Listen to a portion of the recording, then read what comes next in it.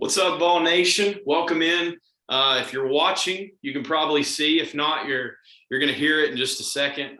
We are honored and very humbled to welcome a Vol legend, somebody that I remember watching. I didn't tell him this before, but I remember being a teenager and jumping over the couch, pretending it was the pile, jumping in the end zone, and I was like, I'm Jabari.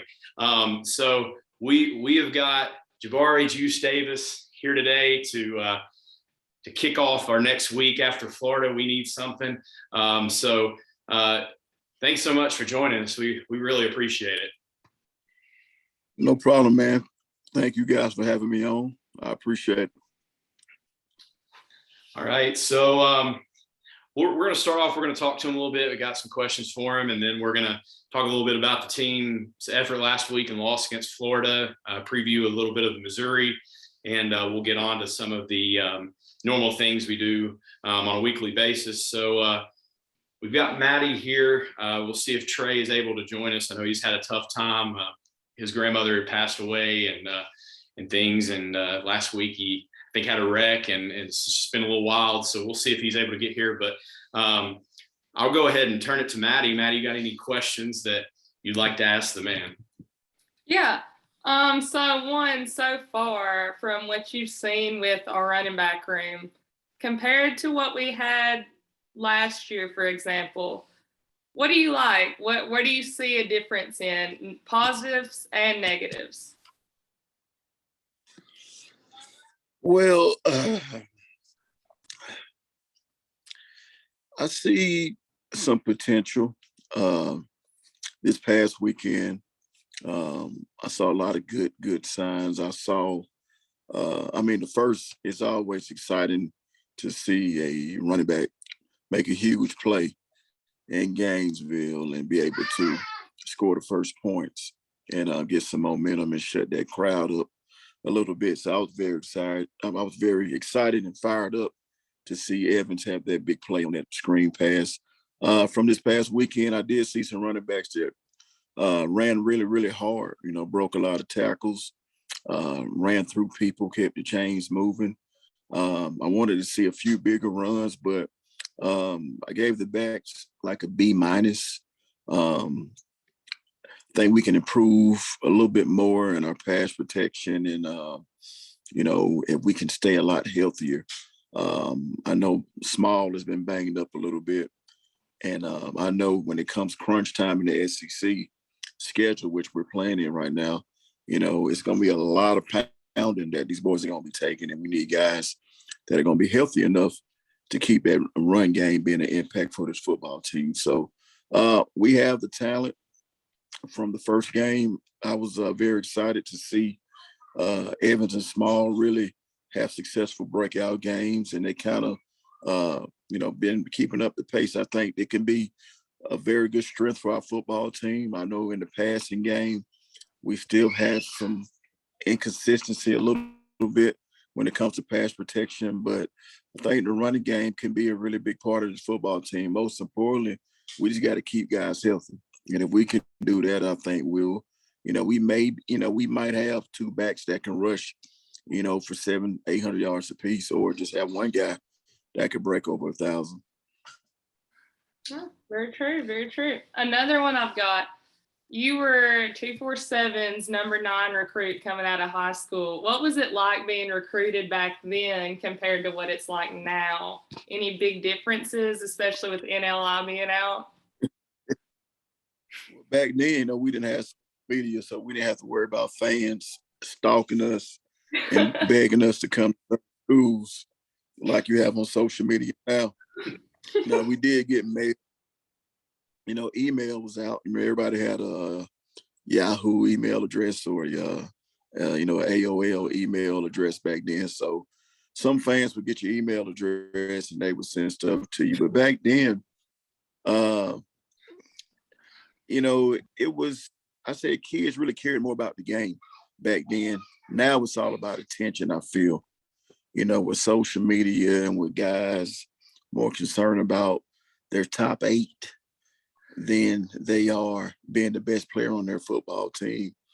I think it kind of watered down the recruiting game a little bit, but it was a big honor, to be recruited that high, coming from the state of Georgia, playing for a really good football program, playing against some really good coaches. Those days were really, really fun. I still talk about it to this day with my kids when they look at my football trophies and magazine articles and things that I have in my photo albums and things like that. So it's always a fun experience, and I wish my kids, I do have some young football players that I'm raising right now, so hopefully they can live in my shoes and have that same opportunity that I had.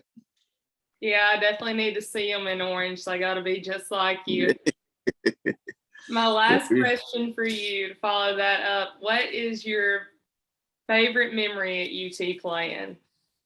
My favorite memory would probably be, I had some big games, the Florida games, 2003, Arkansas, 2002.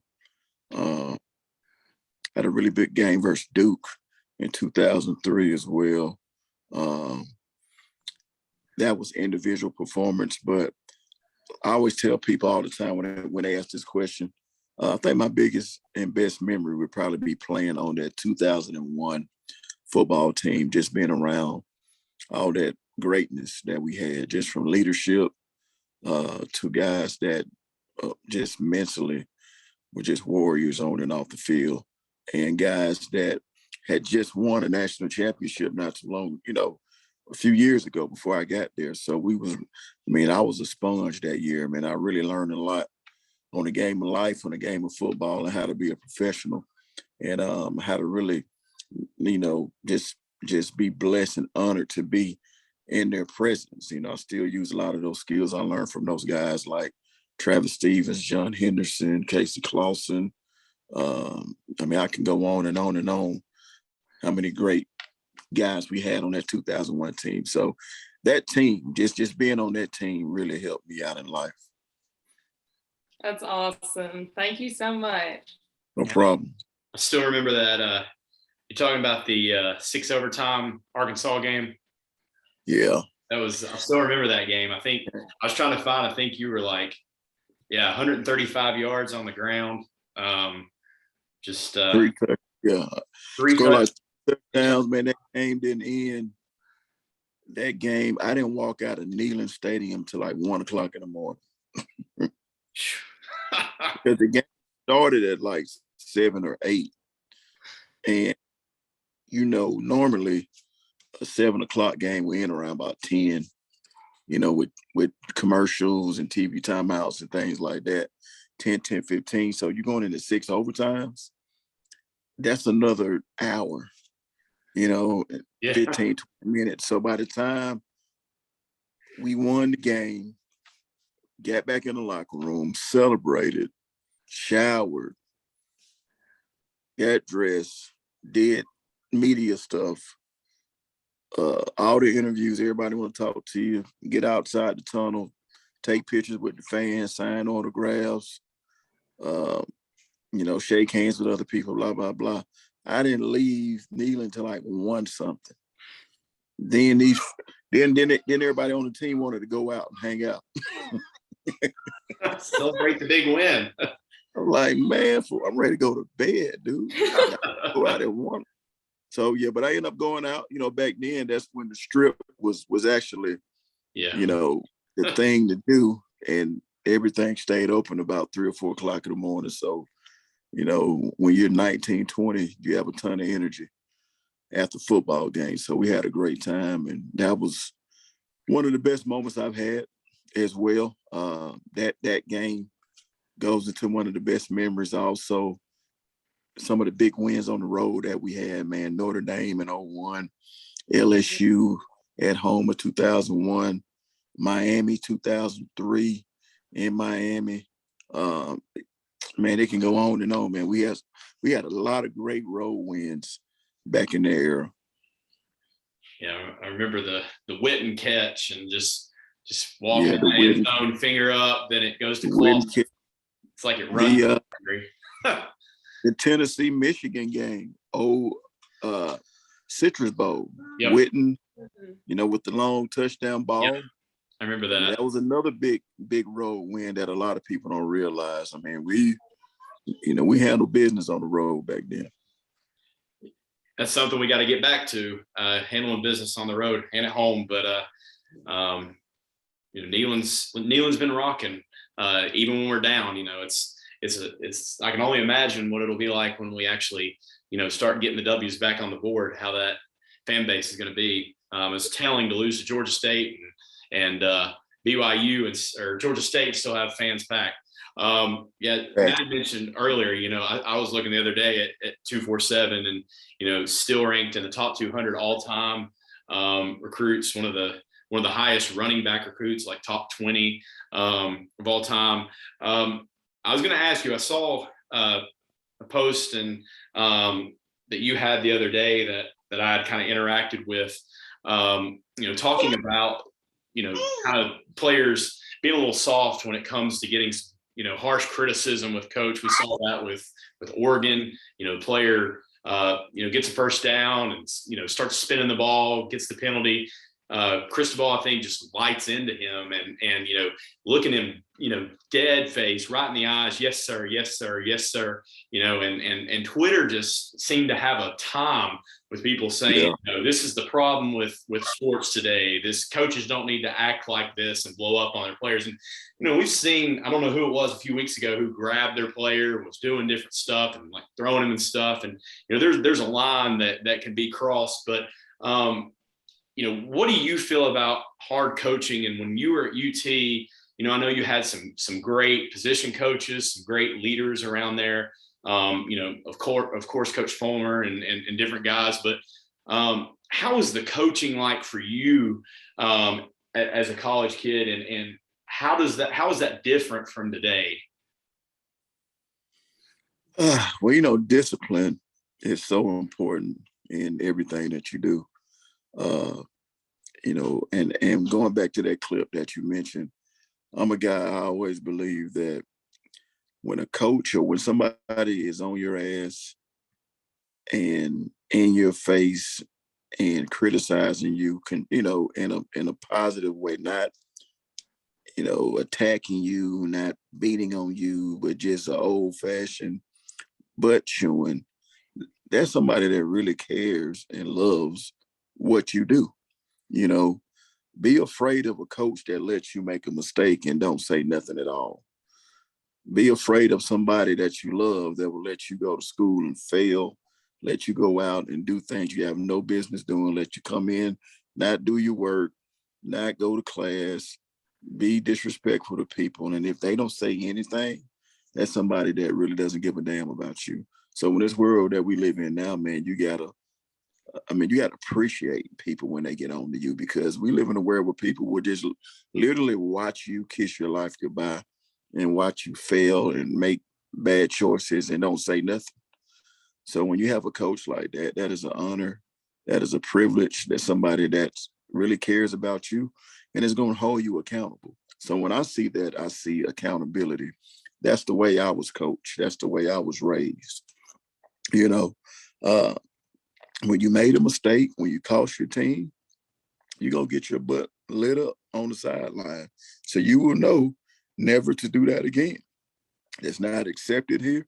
We don't stand for that. That's not how we coach our kids. And that will help. That's going to help us lose football games. So if you want to continue to do that, then you don't need to be a part of the football team. And I guarantee you that kid will never make another gesture or showboat again, because I'm pretty sure he took them out. He took him out of the game, put him on the bench for a little bit, let him calm down and let you know, man, that's unacceptable. So, we have gotten soft. It's not the coaches, it's the parents, so it's how we raise our kids. And it's now, you get in trouble anytime you do anything and you're passionate about it. If you yell at if you yell at a kid, you do this, you do that, people, oh, he's attacking them. Holding somebody accountable and being passionate about it is not an attack on you personally.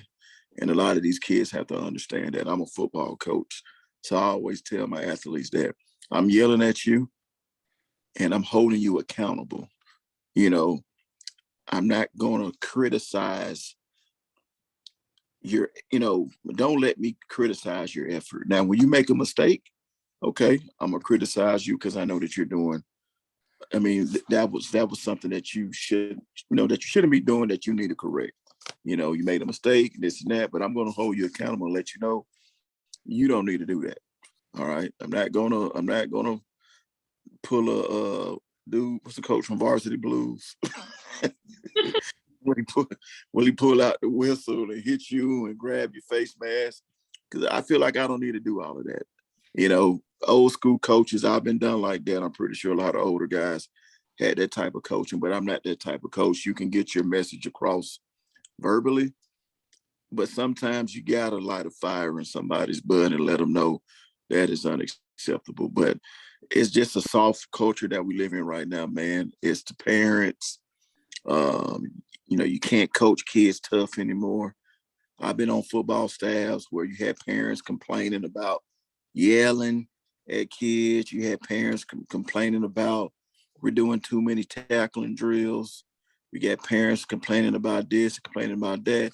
And they don't even let you know. They just post it in a group on Facebook and won't even talk to you about it. Like, if you got an issue with us or the coaches, just let us know. Don't put it on social media and talk to your child. So that's just the era that we live in right now, man. If somebody posted on that tweet that I retweeted, if it was Nick Saban, nobody would have said anything. No. Typical Saban, good job, coach. But when it's everybody else, oh, that's a terrible job. He's embarrassing the player. There's no need for this. He's making them feel less than a man and blah, blah, blah, blah, blah. But Nick Saban can do it, and everybody just claps. Look at Saban. He cares about his players. He's such a great coach. He's passionate about his. It's crazy. Yeah, I remember hearing a story about Bob Knight, before he went to Army. He was coaching in a high school, and he said, you boys don't want the starting five enough. So he set 5 basketballs at half court and put 15 guys in the room, locked the gym doors, stood out there and said, first 5 that can hand me a basketball gets to start. And it was an all-out war. People, he's like, anything's allowed. Wow. But that may be crossing the line. But times are different. If he did that today, he who knows what would happen. And you talking about your coaching experience and the way that you were coached. I know that in the past, and I know COVID is, may have played a factor recently. But I know you've made a great impact with, doing your camp. The Legends of Tennessee, having a lot of guys that have played for the Vols and had made an impact. And, you've had different things throughout the Smoky Mountains and different football camps that you've, helped out and sponsored. Can you tell us a little bit about that and kind of in reading your mission, talking about, learning fundamentals at an early age, but also one of the things that caught my eye was we believe that children learn the fundamentals of life at an early age. And I think that goes a long way, not just saying we're going to come out here and we're going to teach you how to play football, but teach them how to be, good young men and young women. I'm sure there's probably girls that want to go there and learn too. You do different trainings and stuff like that, building leadership skills, teamwork skills, character skills, everything you need to succeed in life. And I just think that's awesome. So what has been, your impact with that? What led you to start this and how is it? You probably don't even have to say, we know it's gone well, because I've heard a lot of people talk about it, but from your point of view, how have you seen that make an impactful difference on these kids? Good question, man. We've seen it make a huge impact over the last 3 seasons. This was year 4 with the camp organization with the Legends of Tennessee, man. We probably had close to 4,000 kids in 4 years. being able to put a smile on kids' faces, teach them the game of football, teach them the game of life, teach them about Tennessee football, teach them about some of the greatness eras of Tennessee football, because every coach was a part of an era that was really phenomenal, that really built us into the historic Tennessee football tradition that we all read about and that we all love today. So the whole thing started, man, in 2018. I wanted to do a camp where we, as former Vols, can get back in the community and teach kids everything that we learned from the game of football and from the game of life. I'm a youth football coach, so I'm passionate about the youth.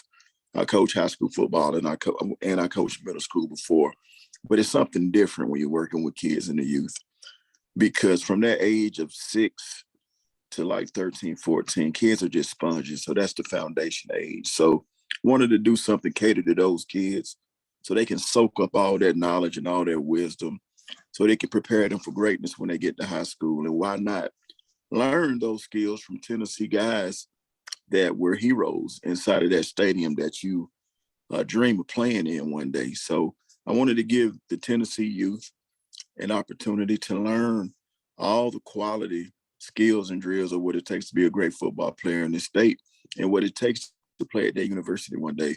A lot of these kids have dreams and aspirations of putting on the orange and white and running out that tunnel, out that big pretty T, but they don't have a plan to get there.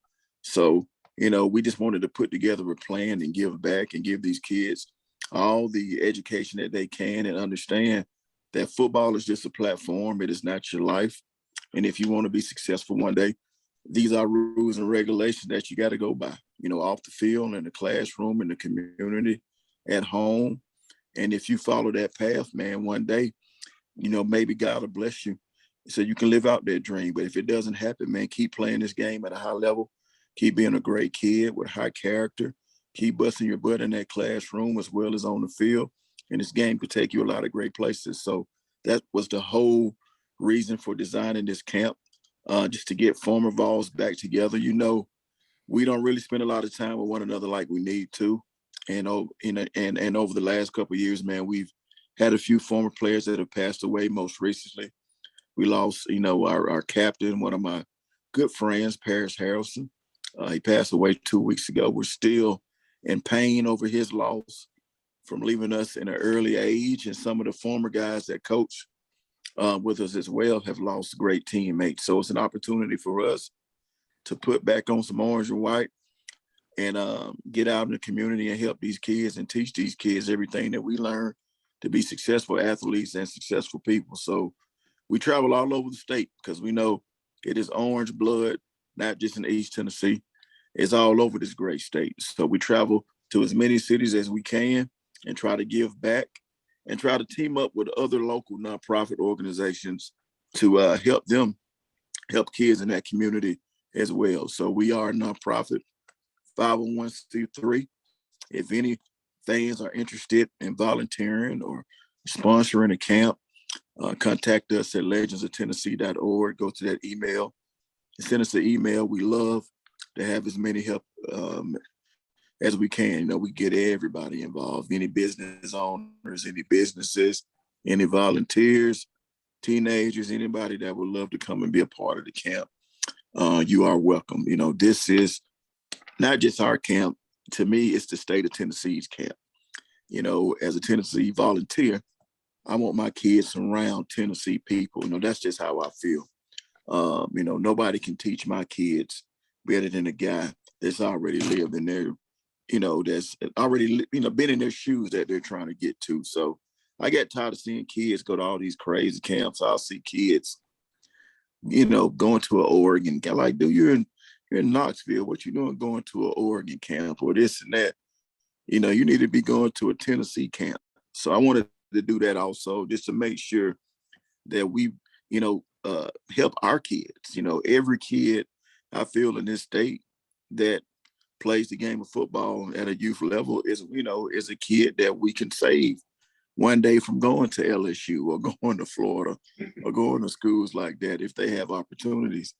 And man, you realize a lot of these kids We've been doing the camp 4 years, and we already have kids that are in high school that are getting opportunities to play at the next level. And they were like, man, I never really knew that Tennessee was that good until I came to camp and I learned the history of Tennessee's greatness in the 80s and the 90s and the early 2000s. And maybe I could change that one day. So it's also like I said, it could help get kids' minds switch from going to these other different schools if they get that opportunity as well. But most importantly, it's all about teaching the game of life and the game of football to these, to the young generation. I don't know whether to tear up or run through a brick wall, but Yeah. it's got me fired up. Inky might need to move out of the way. We got the new motivational speaker right there. Thank you. Well, I do that a lot, man. I'm the the main director, so I got to do what I'm doing tonight with y'all. I have to do that on my board. So when I'm speaking to different potential sponsors or people that want to get involved in what we got going on with COVID now, a lot of the meetings that I do with business owners are on Zoom. So have to do my pitch and do my mission and do all of that type of stuff to make it sound real good. So I think I do this a lot. Yes, so I do this a lot, but I ain't on Inky's level yet. Well, and we kind of hit earlier a little bit on the the Tennessee Florida game, and we'll get kind of current and talk a little bit about the keys to next week's game. We head down to Missouri, and both teams coming off losses. Both teams 2-2, got 2 wins against 2 kind of similar right now. We both beaten teams we should. One was a little closer than maybe we wanted with Bowling Green, though. Putting up that Missouri started off the season just beating Central Michigan by 10. And they killed Southeast Missouri State as they should have. We killed Tennessee Tech, but lost in the end to Kentucky. As we lost to Pitt, and last week, they had a heartbreaker at overtime against Boston College, dropped a game 41-34. So Missouri's coming into this game with a lot of passing yards, and a lot more than we've had and we've seen. But we have tended to kind of lean a little bit on the run and do some different things. But coming in with 1,200 yards, 10 touchdowns, and 3 interceptions. 417 yards on the ground by their leader. Right now we've got Missouri is a 3-point favorite at home. I was telling somebody the other day, I bet that would be flipped if it was at Neyland, because it's so close there. It really is a pick 'em. The over/under 65. I probably think there'll be more points than that scored. But what do you think are some? What are you most excited to see or hopeful for? And how do you see this game kind of playing out? It's 12 o'clock kickoff. So I don't know how much of a factor Missouri's crowd is really going to be in this game, but obviously we've got some injuries. So how do you see this game playing out? What are some things that Tennessee is going to have to do to, get back in the win column?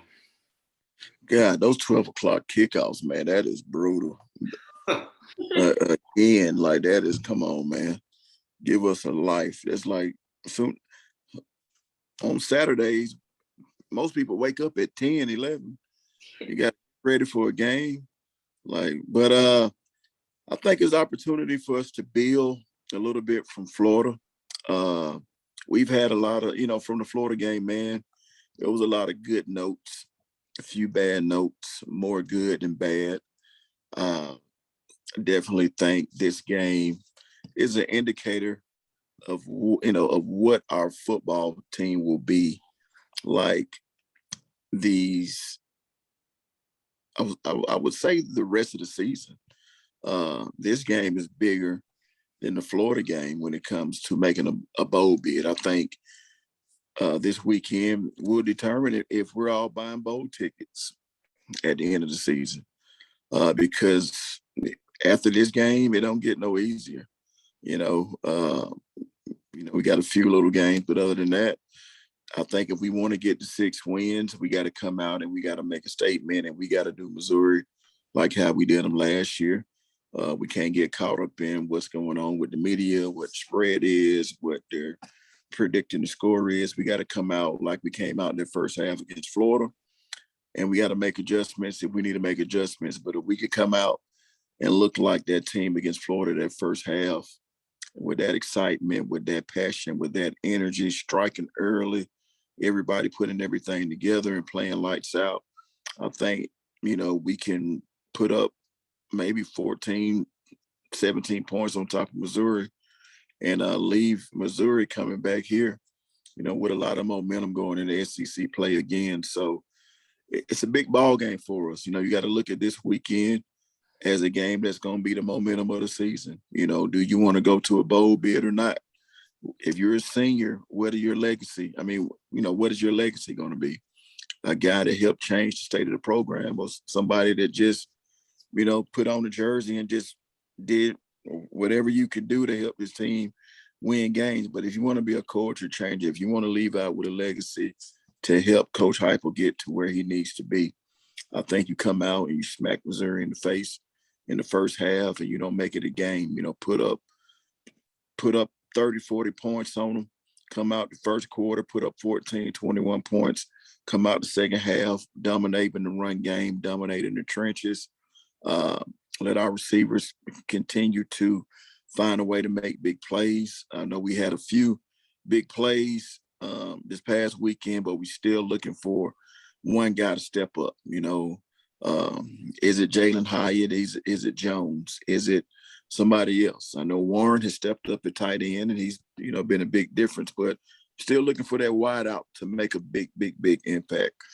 Running game has been solid. Offensive line has been up and down, but let's see what we can do, man. I think defensively, we did a great job by playing a high-powered Florida team. I think our linebackers really stepped up and did a great job. I know we can still improve at the pass rush a little bit, but other than that, I think defense has been saving our butt a lot and playing a lot better than what we expected them to play going into the season. Offense is just, that's where the mistakes are really made on offense. And it's little things, man, like catching the damn ball. Yes. Catching the damn ball on a easy route, on a little mesh route. If you look the ball in and just concentrate on catching the football, not worrying about scoring the touchdown, that's a whole momentum changer of that football game. So we can just work on fixing the little mistakes and, having good quarterback play, not just consistently good quarterback play, but having a game where we can just play the best we can. I think we can come out and crush Missouri like we need to, and don't, just shock the world again. It's put 30, 40 points on them, and hey, next man, let's go. Next opponent, let's go. Let's play. Yeah. Maddie, what are you seeing for next week? What are you thinking about next week? Well, I was at the game last weekend. I saw a lot of good. I also saw some bad. Kind of like what Jabari said, we've got to catch the ball. I don't know what has happened in the offseason where everybody's hands have gone because they're just not there. There's been way too many hit, just dead in the hands, right between the numbers. They're not getting their hands out early enough. They're turning too fast. They're wanting to run before catching the ball. That can't happen, especially when you've got your guy beat by 10, 20 yards. And it's just getting old seeing one quarterback can't complete a pass because he's overthrowing a bubble screen. And then you've got another one who he'll play consistent, but, it's, 20-yard passes. You got to play the numbers with him. It's almost like we don't have the same playbook. It's not as open or something with Hooker. It's a little more limited. So I'd like to see him try to get some more downfield shots, but is it an accuracy problem with him too, or is it an arm strength problem? I don't know. But if Hooker's ready to roll, I say you still ride with him. I think he gives us the best chance as of right now. And if Milton can get the touchdown, that's the guy. But we'll see. Defense looking good. Last week, let Felipe Franks have a career day. Pretty painful considering he is my least favorite player in all of college football, far and away.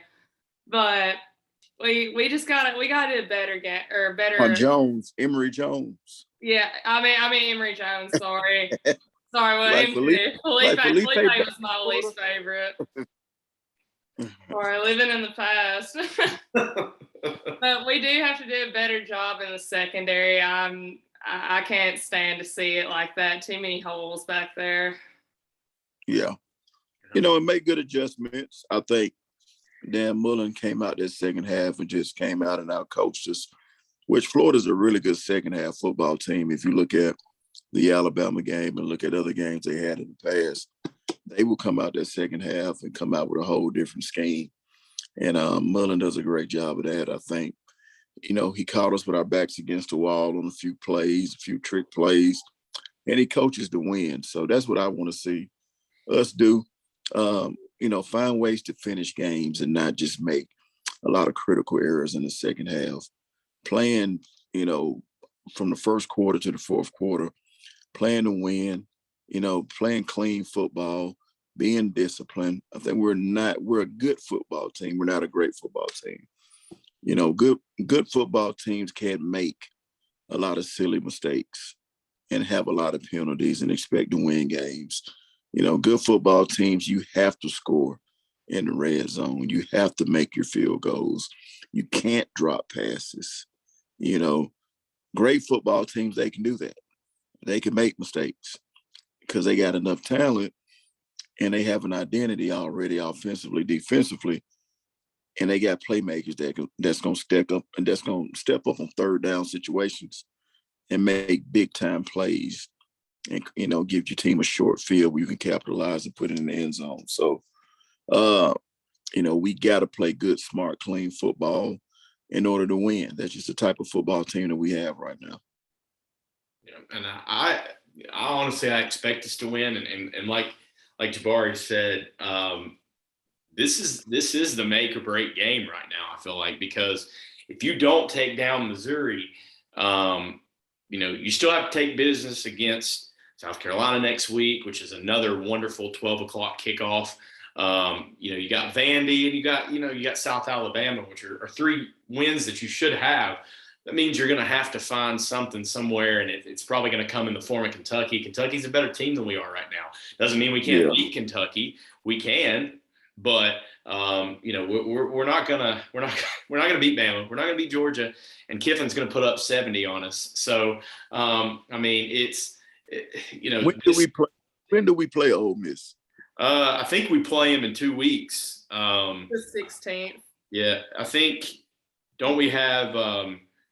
We got Missouri, obviously, and then we got Ole Miss, or we got Missouri, South Carolina, and we got Ole Miss. So, okay.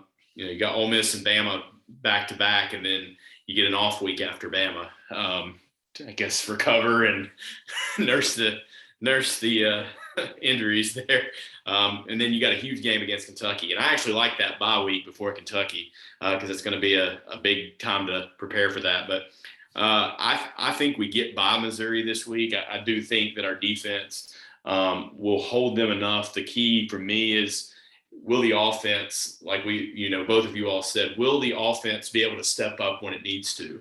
We're going to see flashes. We saw that against Florida with the pass to Peyton. The big, wonderful screen pass that Heupel drew up to Evans that got that first score. I mean, that was beautiful. Blockers were out there. I mean, And I said on another, I didn't mean to cut you off. Oh, you're good. On the show last week, I said that those screen passes and those little underneath routes to the backs are going to be open because Florida and a lot of defenses like to play in that nickel, and their linebackers are so far back, and their safeties and their corners are playing off. And it's an opportunity, for those little underneath routes to be wide open. make a lot of big plays, man. So I want to see us continue to get the backs involved, not just on third down situations, but on first down. You know, a key to a good drive is your first down success, not just third down success. So a good first down is going to help you get a short field on third down. So, I mean, if we can continue to do that with that play calling we had that first half, Missouri's in trouble. Yep. I agree. So I'll go Tennessee. I think Tennessee pulls it out and wins 41-34. I think they win by a touchdown. What do you all think? What's your score prediction going into Missouri?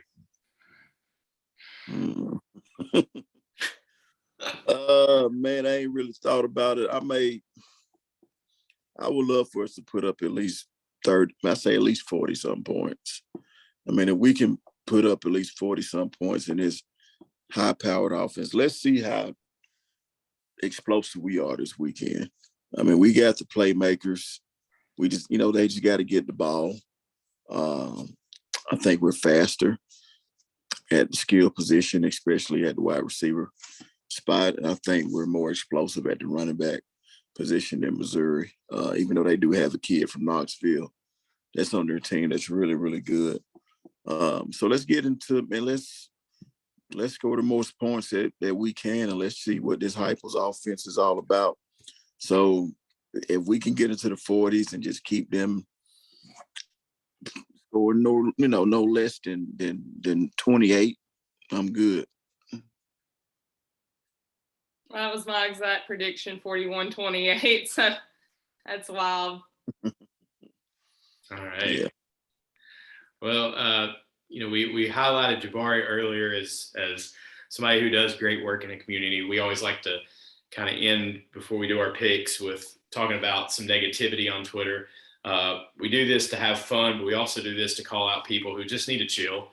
I've renamed this the Balls Picks of the week instead of Negaball. One of the going to highlight one of his, and then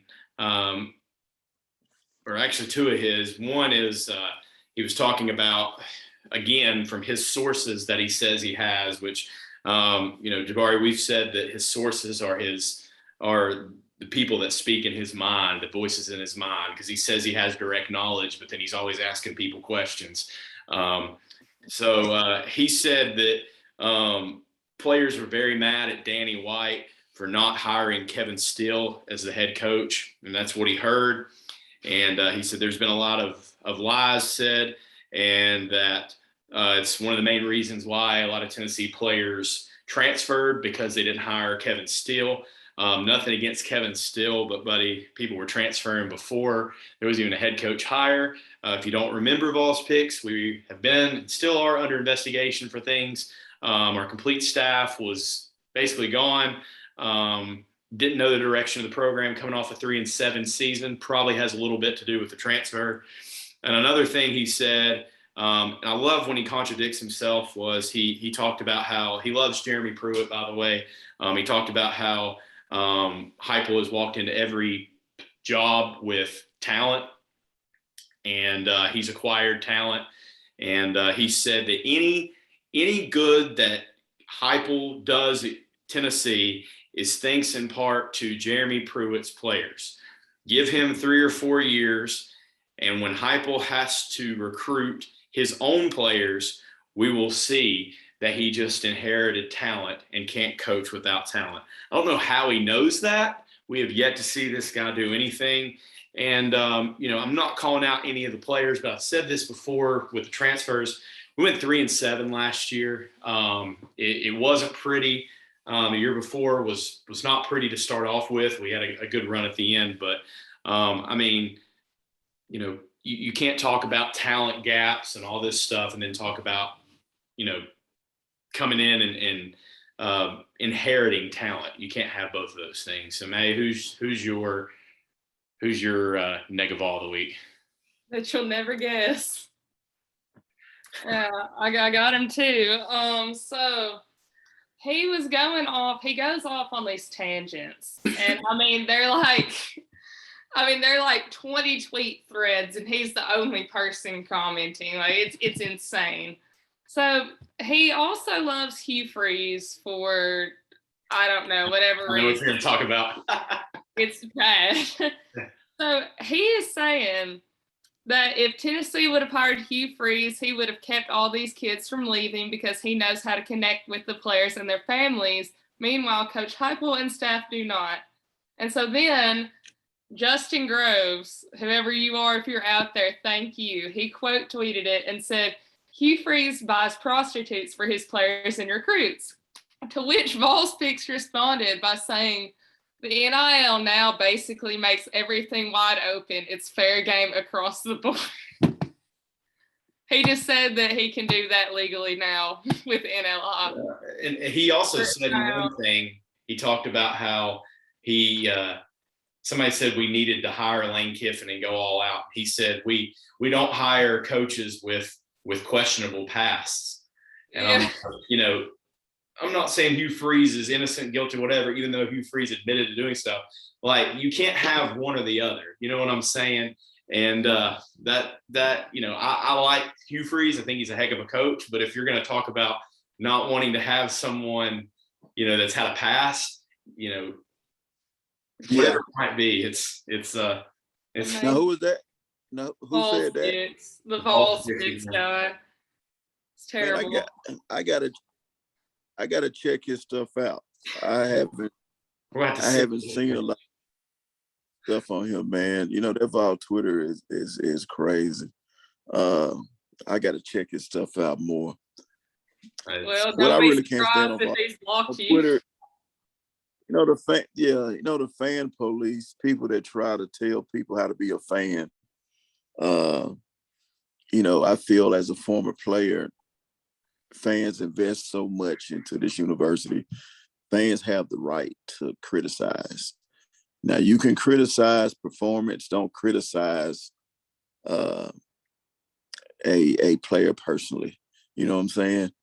But you can criticize a performance. When you drop a pass, you can light them up. Come on, you can say something, but you ain't got to tag them. You ain't got to get rude and get disrespectful and get violent. Things like that. But fans do have the right to, be unhappy. You guys invest. I mean, that is your product of your investment out there. So you want to see success. And when people get mad and say, be positive, don't get mad. The recruits are watching. Guess what, man? Recruits, you're gonna have to learn when you make when you don't do right and you don't make plays, or if you get in trouble, that fan base is going to light your ass up. So that's just a part of life, man. People crown you when you're doing well, and people, throw low blows at you when you're doing bad. That's just part of sports and just part of life. So those people that get on Twitter and try to be positive police, like, they just need to cut it out. But other than that, I haven't gotten into it with anybody on Twitter. The last time I really got into it with somebody was a couple years ago. I had a fan that criticized me, and a guy that has a really good business. I think his company does a lot of different sponsorships for the radio station, and I was unhappy. It was like 2016, 2017, and when I called the team out, embarrassing performance, blah, blah, blah. You guys, don't put, I have the right to say that, I feel, as a former player. Whatever I say on Twitter, I would say it to your face. When I was messing up, Al Wilson, Sean Ellis, Travis Stevens, Jamal Lewis, all those guys, when they came in town, Leonard Little, Peerless Price, and they saw us playing around, not taking stuff serious, they would light us up in the locker room verbally. We stand on their shoulders. They handed us the baton, and it was just like they were coaches. Yes, sir. I got you, man. I'm sorry, man. We'll get. So it's all about respect. of that power T. So when I say something, you know, that's just, you know, and going back to that soft generation that we live in, kids are built different now. So I said something on Twitter about Tennessee, and some fan guy, some dude, you should be ashamed of yourself. Turn in your VFL card. Dude, I was like, man, are you serious? He's like, yeah, I can't stand you. You always being negative and this and that and blah, blah, blah. I was like, man, come on now. You don't even know me. Like, you don't even know me for real. Yeah, you know, I have the right to criticize them when they're not doing well. But don't attack me like you know me, telling me to turn in my VFL card, dude. I risked my life for 4 years on that field. Yeah. You know, could have died on that field. Did a good job. Still suffering from bumps and bruises and pains and things like that for risking, you know, winning games, diving over the pile, running people over, whatever I had to do for us to win football games and be a joy of entertainment for you guys. And you got the nerve to tell me turn in my VFL card up. Like, so I came this close to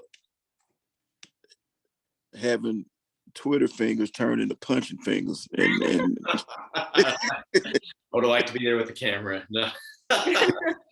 Well, like, dude, just meet me on the strip. Well, meet me on the strip at the pilot. That takes us to the end here where we like to pick, and I know Trey's not here.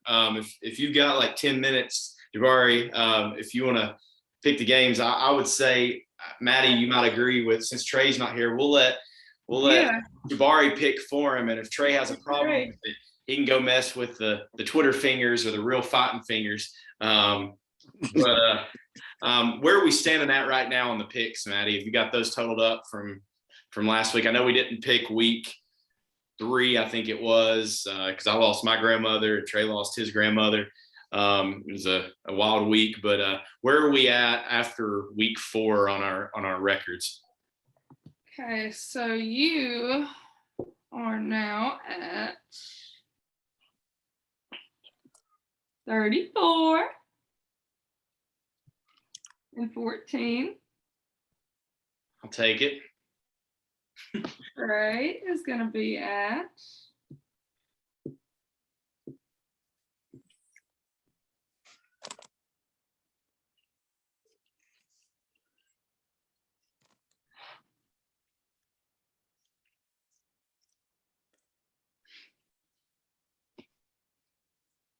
28 and 13.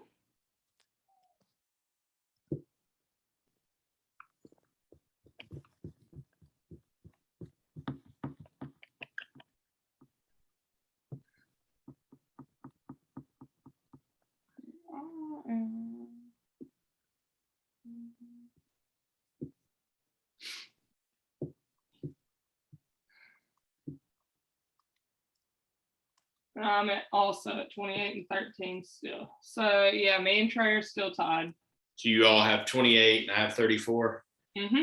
All right. So Jabari's going to have to help Trey out a little bit, catch up with me. All right. So we won't have to go through to save time and really talk about them unless we want to, but we'll start off, just do the SEC games and 3 top 25 games, and we are ready to wrap things up. So we'll start off with Tennessee, Missouri. I've got Tennessee winning it. What do you all think? I know earlier. Yeah, I've got us winning. All right. So we've all picked Tennessee. All right. Second game is also, hate that this game is a noon kickoff. We've got coming out of nowhere, number 8, Arkansas, 4-0 against number 2, Georgia. This game is at Georgia. Georgia is 18.5 point favorites. Almost messed that up there. I've got the streak ending for Arkansas. Georgia's just too much right now. I do think it's going to be a little bit closer than 18.5, but I've got Georgia winning this game at home. Yeah, I got Georgia too. Georgia. I think that Arkansas cover though. That D line. insane. It's like we were talking about last week, Shane Beamer at South Carolina. What did Georgia's defense do that was so troubling for you, Coach Beamer? He said, you got 5 stars everywhere. Truth, but all right, so the next game, 3:30 CBS game, we've got undefeated Ole Miss, ranked 12th, headed to Alabama, 4-0. Alabama is currently a 14.5-point favorite. Kiffin is there's going to be a lot about the Kiffin, going back to Bama. I think Bama wins by more. I think they definitely cover in this game. I think Saban's ticked off now about the Florida game, so I got Bama. I'm a Lane Kiffin fan, so I'm going for the upset, man. Oh, me too. I love Kiffin, but I just don't. I'm going for the upset. Yeah, I'm a Kiffin fan. All right. I'm going Bama too. I don't think Saban's streak of beating all of his formers ends. Well, there was a time where we thought it might be Jeremy Pruitt, but it did not happen. It definitely was not. It definitely was not. All right. In the next game of the week in the SEC. Just kidding. That comes a little bit later. So we got Troy going to South Carolina. Both teams are 2-2. South Carolina is a 6.5-point favorite. I'm going to go with South Carolina, but I'm going to say it's going to be about a touchdown, I think. I'm going to go South Carolina. I think Troy does have a really good football team. And the thing about picking games now, man, the transfer portal has made it hard to go against some of these FCF schools and some of these, mid-major schools, because they have 4 or 5-star players on the teams now, so Vanderbilt learned that. Florida State has learned that. And a lot of other teams have learned that. So when you're picking games now, you actually got to look and see how many kids they have on the transfer that they have from the transfer portal that are coming from top 10 programs, and that can be a huge difference in that game. Mm-hmm.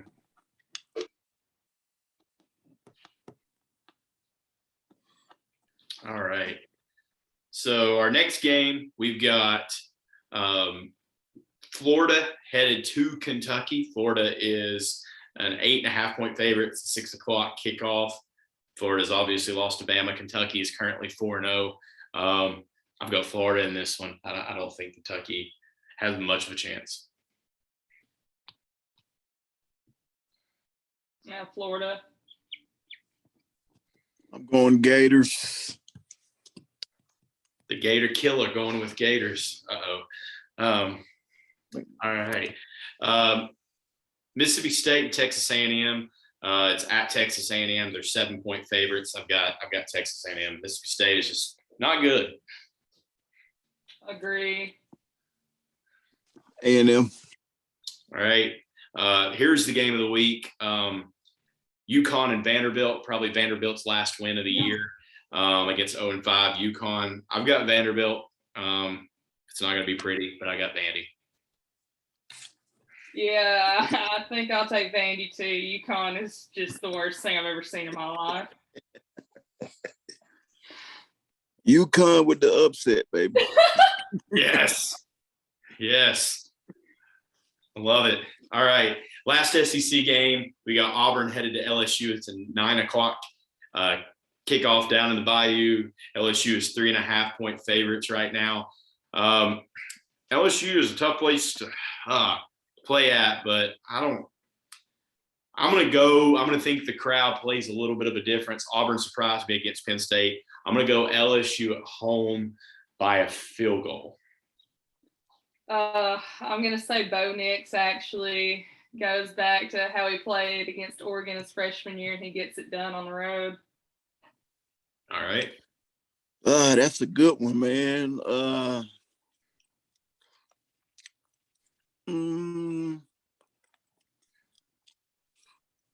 think Auburn may have a shot down there. I think if they win, if Auburn can pull this off, that may be enough to get Big Ed O on the official hot seat and get him on his way out of there. So I'm gonna go with Auburn. All right, and our 3 top 25 games. Our first one, 2 top 10 games. The 2:30 NBC game, very weird, but we remember it is Notre Dame. That's where they play. So we've got 7th ranked Cincinnati headed to number 9 Notre Dame. Right now, Cincinnati is a 2-point favorite. I'm going to make Maddie happy. I cannot pick Notre Dame. I hate Notre Dame. I'm going to go with Cincinnati by 10. I'm going to say Cincinnati wins by 10. Same. That's exactly what I was thinking. Give me Cincinnati by 10. Cincinnati by 10. Yeah. All right. Last 2, we've got Baylor versus Oklahoma State. Baylor's undefeated, so is Oklahoma State, 21 against 19. It is at Oklahoma State. It's a nighttime 7 p.m. kickoff. Oklahoma State is 3.5-point favorites. I think Baylor goes in. I think Baylor takes care of business, and I think Baylor wins on the road. Give me Spencer Sanders and Mike Gundy, Oklahoma State. All right. Oklahoma State, because they got 2. They have 2 football players that attended one of my camps from back in the day on the team. Are y'all familiar with Knoxville, like high school football, Knox County? Yeah, a little bit. I'm on the border. Yeah, they're Harper brothers. They played at Carnes a couple years ago. One is a starting linebacker, and the other one plays cornerback. So they play for Oklahoma State. So that's my connection to that program. So I'm going with them. All right. Our last game of the week, we've got Indiana headed to number 4 Penn State. Penn State is a 12.5-point favorite. I've got Penn State in this one. Yeah, Penn State by a lot. I'm going to go Penn State as well. All right. Well, that concludes our pick'em, concludes our podcast. Jabari, thanks so much. I mean, I appreciate it. When I say I idolize you, watching you, I mean, that was watching the games, being the Iceman Clausen running around in my 7 jersey. And then we'd always go in the backyard, me and my cousins, and we'd always get the ball to the How one. old were you back then? Let's see. I would have been about 10, 11 during that time. 10, 11. So we always played football in the backyard with some different people. And my cousin, we were talking about it. I always loved I'd run like for a touchdown. I'd stop at the 1-yard line, wouldn't score, just so they could hand me off the ball and I could pretend that I'm jumping over a pile of people. That's awesome. You always got there was always shooting the trash can, the Kobe, or, the Marshawn Lynch, where, he would grab and jump up like that. And we would always just jump into like trees or trampolines or pillows. And it was always called, we're going to do the Jabari. We're going to jump over that pile. So it was an honor for me to be able to talk to you. And I know, Maddie was super excited. So thank you for coming on. Yeah, thank you. No problem. Maddie, how old are you? I'm 24. Oh, okay. Yes, so I've seen all the YouTube videos. Yeah, you didn't get a chance to experience the 2001 season. I wish. 2002, 2003. Yeah, but you can watch all the good YouTube videos and just I do.